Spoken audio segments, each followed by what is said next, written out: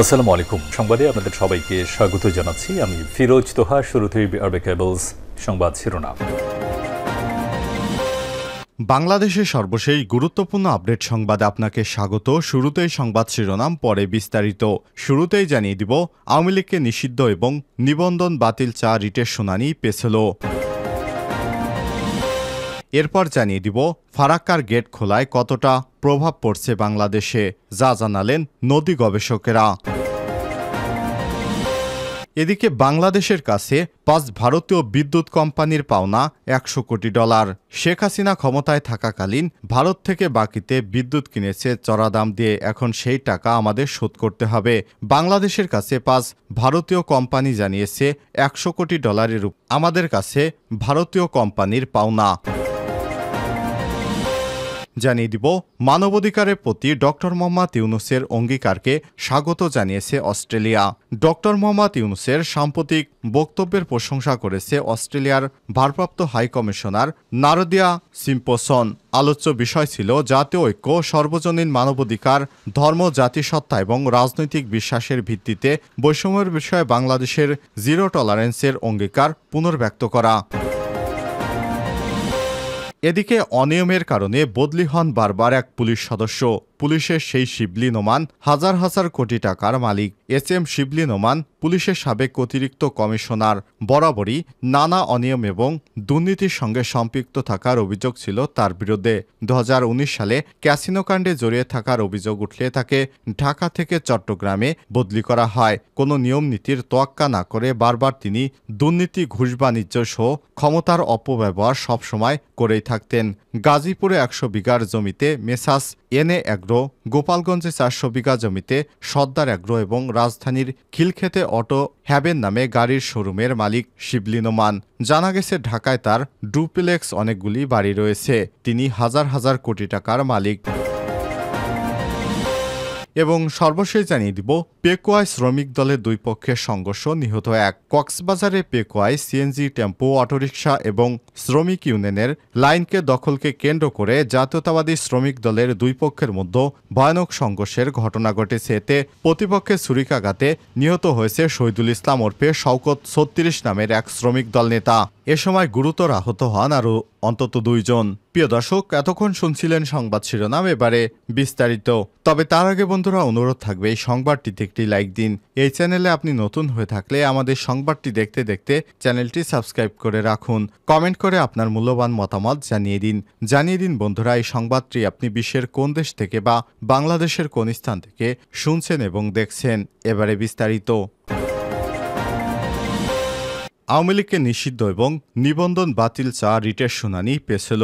বৈষম্যবিরোধী ছাত্র আন্দোলনে ছাত্র জনতাকে নির্বিচারে হত্যাকাণ্ডে জড়িত থাকার দায়ে আওয়ামী লীগকে নিষিদ্ধ করে দলটির নিবন্ধন বাতিল করা রিটের আদেশের দিন পিছিয়ে আগামী 1 সেপ্টেম্বর দিন ধার্য করেছে আদালত। মঙ্গলবার 27 আগস্ট বিচারপতি কে.এম. আসাদুজ্জামান এবং বিচারপতি মোহাম্মদ মাহবুবুল আলম এর সমন্বয়ে গঠিত হাইকোর্ট বেঞ্চ এ আদেশ দেয়। এ সময় অ্যাটর্নি জেনারেল মোহাম্মদ আসাদুজ্জামান বলেন, সরকার চায় না কোনো রাজনৈতিক দলের নিবন্ধন বাতিল হোক। এর আগে গত 19 আগস্ট মানবাধিকার সংগঠন সারদা সোসাইটির পক্ষ থেকে সংগঠনটির নির্বাহী পরিচালক আরিফুর রহমান মুরাদ ভূঁইয়া হাইকোর্টের সংশ্লিষ্ট শাখায় রিটটি দায়ের করেন। রিটে মন্ত্রিপরিষদ সচিব, রাষ্ট্রপতির কার্যালয়ের জনবিভাগের সচিব, দুর্নীতি দমন কমিশনের চেয়ারম্যান, আইন সচিব, নির্বাচন কমিশন সচিব, ব্যাংক এবং আর্থিক প্রতিষ্ঠান বিভাগের সচিব, জাতীয় রাজস্ব বোর্ড এনবিআর এর চেয়ারম্যান, বাংলাদেশ ব্যাংকের গভর্নর, বিএফআই এর প্রধান এবং বৈষম্যবিরোধী ছাত্র আন্দোলনের সমন্বয়ক ও সহসমন্বয়কদের বিবাদী করা হয়। এ বিষয়ে আরিফুর রহমান মুরাদ ভূঁইয়া বলেন, আবেদনে দেশ সংস্কারের লক্ষ্যে বর্তমান অন্তর্বর্তীকালীন সরকারি মেয়াদ সর্বনিম্ন 3 বছর করতে এবং বিদেশে পাচার করা 11 লক্ষ কোটি টাকা ফেরত আনারও নির্দেশনা চাওয়া হয়েছে। পরে 25 আগস্ট রিটকারী আরিফুর রহমান মুরাদ ভূঁইয়া রিটটির শুনানির জন্য আজ মঙ্গলবার 27 আগস্ট সময় চান। এরপর আদালত এ বিষয়ে শুনানির জন্য আজকের এই দিন ধার্য করেন। অপরদিকে একই রিটে অন্তর্বর্তীকালীন সরকারের মেয়াদ সর্বনিম্ন ৩ বছর চেয়ে করা অংশটি নট প্রেস উত্থাপিত নয় করেন রিটকারী।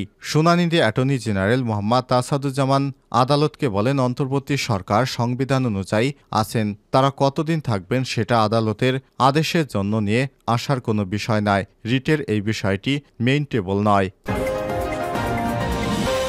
ফারাক্কার গেট খোলার কতটা প্রভাব পড়েছে বাংলাদেশে, যা জানালেন নদী গবেষকেরা। সোমবার ফারাক্কা ব্যারেজে সবকটি জলকপাট খুলে দিয়েছে ভারত। ১০৯টি জলকপাট তারা খুলে দিয়েছে। ২৪ ঘন্টায় রাজশাহীর পদ্মার পানির উচ্চতায় কোনো তারতম্য হয়নি। রাজশাহী নগরীর বড়কুটি পয়েন্টে পদ্মা নদীর পানি বিপদসীমায় ধরা হয় ১৮.৫০ মিটার। সোমবার সন্ধ্যায় সেখানে পানির উচ্চতা ছিল ১৬.৩০ মিটার। এদিন সকাল ৬টার দিকে ১৬.২৭ মিটার। ফলে সন্ধ্যা পর্যন্ত রাজশাহী পয়েন্টে পদ্মা নদীর পানি বিপদসীমার ২.২০ মিটার নিচে ছিল। মঙ্গলবার ২৭ আগস্ট সকাল ৬টাতেও পানির উচ্চতা একই রয়েছে বলে জানিয়েছে রাজশাহী নগরীর বড়কুটি পয়েন্টের পদ্মা নদীর পানির উচ্চতা পরিমাপকারী পাউবোর গেজ রিডার এনামুল হক। উত্তরাঞ্চল পানি বিজ্ঞান পরিমাপ বিভাগীয় নির্বাহী প্রকৌশলী রেজাউল করিম বলেছেন, আমরা সাধারণত ১০ দিনের জন্য নদ নদীর পানি বৃদ্ধির পূর্বাভাস দেই। আগামী ১০ দিনের মধ্যে পদ্মার পানি বিপদসীমা অতিক্রম করবে না। তারপরেও নিশ্চিতভাবে বলা যাচ্ছে না নদীতে পানি বাড়বে কিনা। রোববার দুপুর থেকেই পানি বাড়ছে। আরও ২ থেকে ৩ দিন পার হলে প্রকৃত অবস্থা জানা যাবে। রাজশাহীতে নদী নিয়ে দীর্ঘদিন গবেষণা করেন গবেষক মাহবুব সিদ্দিক। তিনি জানান, সম্প্রতি ফেনী ও কুমিল্লায় বন্যায় অনেকেই ফারাক্কার খোলার খবরে আতঙ্কিত হয়ে পড়েছেন, কিন্তু এতে আতঙ্কিত হবেন না। দুটি স্থানের প্রেক্ষাপট একেবারেই ভিন্ন।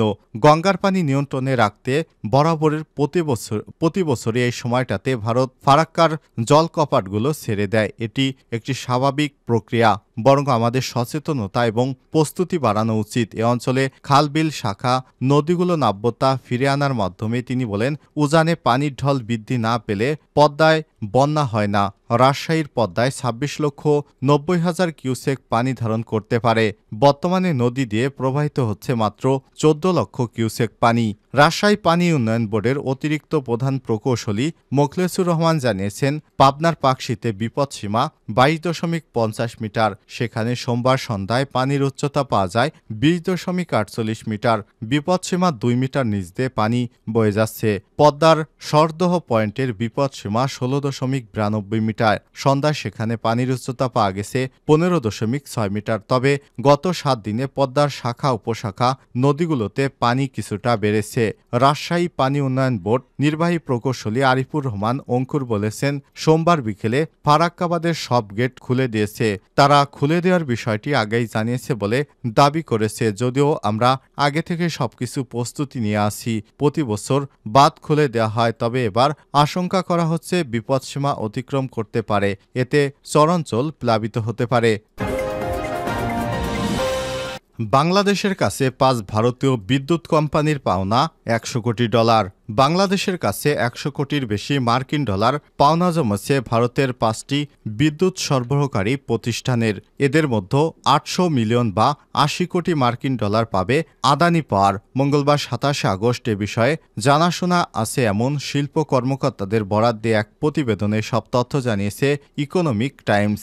বিদ্যুৎ সরবরাহকারী প্রতিষ্ঠান কোম্পানি নির্বাহীদের বরাত দিয়ে ভারতীয় সংবাদ মাধ্যম বলেছে, দুই দেশের মধ্যে বন্ধুত্বপূর্ণ সম্পর্কের কারণে এত টাকা বকেয়া সত্ত্বেও বাংলাদেশে বিদ্যুৎ সরবরাহ বন্ধ করা হয়নি। তবে তখন তারা বলেছিল, এমনভাবে অনির্দিষ্টকালের জন্য চলতে পারে না, কেননা তাদের কোম্পানিকে অনেক অংশীজনদের কাছে জবাবদিহিতা করতে হয়। একজন কর্মকর্তা বলেন, একটি আজীবন চলতে পারবে না, কারণ তারাও তাদের স্টক হোল্ডারদের কাছে জবাবদিহিতা করছে। জানা গেছে, বকেয়া অর্থের মধ্যে প্রায় $৮০ কোটি পাওনা ভারতীয় ১০০ কোটিপতি গৌতম আদানির প্রতিষ্ঠান আদানি পাওয়ারের কাছে।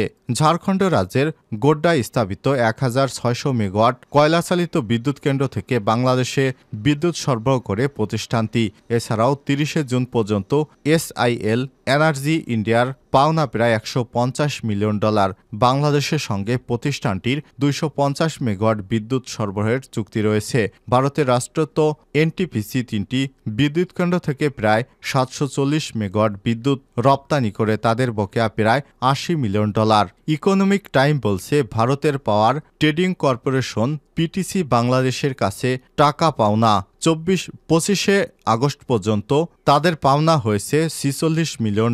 এছাড়াও ভারতের আরেক রাষ্ট্রীয় মালিকানাধীন প্রতিষ্ঠান power grid corporation of India limited $20 million পাওনা রয়েছে। এই প্রতিবেদনের বিষয়ে এনটিপিসি, এসিএল এনার্জি এবং পাওয়ার গ্রিড ইকোনমিক টাইমসের কোনো প্রশ্নের জবাব দেয়নি। তবে একজন ভারতীয় সরকারি কর্মকর্তা বলছেন, কিছু কোম্পানির অর্থ পরিশোধ সংক্রান্ত ইস্যু রয়েছে, এর মধ্যে কয়লা কেনার বিষয়ে ইস্যু রয়েছে। আদানি পাওয়ারের একজন কর্মকর্তা বিষয়টি স্বীকার করে বলেছেন, তবে বাংলাদেশের কাছে ঠিক কী পরিমাণ অর্থ পাওনা সে বিষয়ে মন্তব্য করতে রাজি হননি তিনি। ওই 5 কোম্পানির মধ্যে একটি নির্বাহী কর্মকর্তা দ্রুত এই সমস্যা সমাধানের উপর জোর দিয়েছেন। পুলিশের সেই শিবলি নোমান হাজার হাজার কোটি টাকার মালিক, অনিয়মের কারণে বদলি হন বারবার। এস.এম. শিবলি নোমান পুলিশের সাবেক অতিরিক্ত উপকমিশনার। বরাবরই নানা অনিয়ম এবং দুর্নীতির সঙ্গে সম্পৃক্ত থাকার অভিযোগ ছিল তার বিরুদ্ধে। 2019 সালে ক্যাসিনো কাণ্ডে জড়িয়ে থাকার অভিযোগ উঠলে তাকে ঢাকা থেকে চট্টগ্রামে বদলি করা হয়। কোনো নিয়মের তোয়াক্কা করেনি সেখানেও।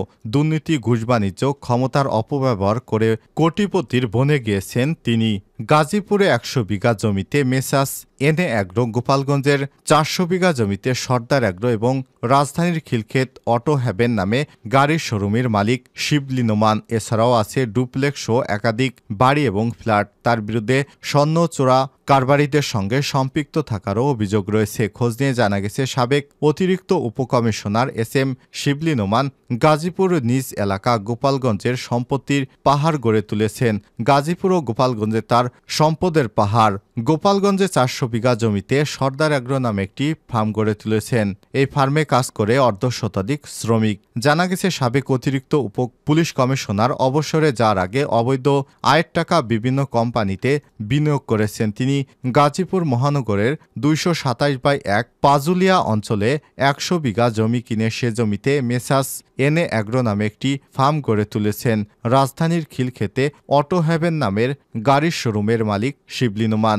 বিদেশ থেকে আমদানি করা বিভিন্ন ব্র্যান্ডের দামি দামি গাড়ির শোরুমটি শিবলি নোমান নিজেই দেখাশোনা করেন। তবে ব্যবসা প্রতিষ্ঠানের বেশিরভাগই সন্তান ও আত্মীয় স্বজনের নামে। এছাড়াও স্ত্রীর নামে রয়েছে অনেক সম্পদ। খোঁজ নিয়ে জানা গেছে, নিজের বাণিজ্যে বেশ পটু ছিলেন শিবলি নোমান। টাকা দিলেই ছোট মামলাকে বড় করতেন, বিভিন্ন ধারা যুক্ত করে গ্রেপ্তার এবং হয়রানি করতেন তিনি।